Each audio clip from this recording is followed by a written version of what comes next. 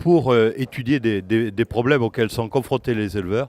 On a d'abord eu une approche éleveur et ce qui a été mis en avant dans ces programmes-là, c'est d'aller voir des systèmes qui marchent et après de créer des échanges nécessaires.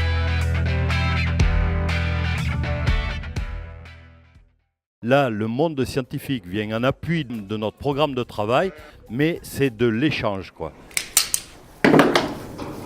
Et aux femelles, je leur mets des bobos. Le premier intérêt de ShipNet, c'est la rencontre entre les acteurs, à la fois au niveau national avec les scientifiques, les techniciens, les éleveurs, mais également à l'international. De pouvoir apporter notre expérience terrain et eux, leur expérience scientifique, et de les pousser sur certains aspects à aller nettement plus loin dans le terrain parce que nous, on en a besoin.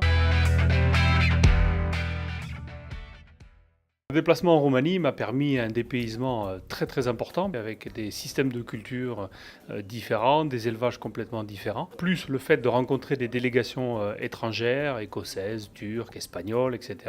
Donc là aussi d'échanger beaucoup avec ces gens-là, de découvrir des choses. J'ai fait la connaissance d'un scientifique roumain qui bientôt va venir visiter mon laboratoire pendant 1 mois.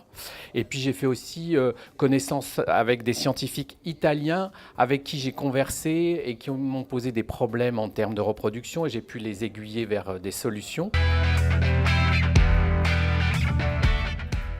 Aujourd'hui, on est venu identifier des pratiques qui sont déjà effectuées dans d'autres pays pour voir si on peut les isoler et les mettre en application dans notre pays. Donc ça nous permet effectivement d'aller chercher de l'information, d'en apporter également et d'échanger et de tirer un peu profit de tout ça et d'appliquer des choses directement au niveau de nos élevages. Pour moi, ça me permet d'avoir quand même une connexion entre la réalité et les contraintes dont l'éleveur fait face tous les jours par rapport à mon discours que j'ai à travers mes étudiants. Donc, qui veulent s'installer en ovin. La responsabilité qu'on a en tant qu'animateurs régionaux, c'est effectivement de prendre toutes ces astuces, toutes ces solutions, toutes ces études qui sont faites au niveau européen, de voir un petit peu comment elles peuvent être utiles pour nos élevages français. Je vois bien que mes étudiants, c'est des choses qui les intéressent parce que on parle de pratique.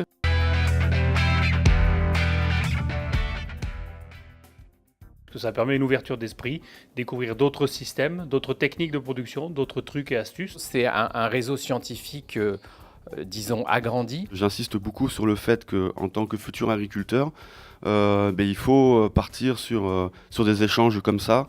Il faut aller voir ailleurs, il faut ouvrir ses portes aussi. Parce que ça apporte beaucoup de choses. Et ça nous permet un peu de confronter un petit peu nos idées, des fois un peu reçues, parce que quand on a un peu d'expérience, on a beaucoup d'idées reçues, et ça nous remet en cause et c'est très bien. ShipNet, c'est vraiment l'organisation, certes nationale, mais avec un échange dans un réseau européen pour essayer d'identifier, parce que dans tous les coins de l'Europe, il y a des systèmes qui marchent, donc c'est ce qu'on veut mettre en avant au travers de ce programme.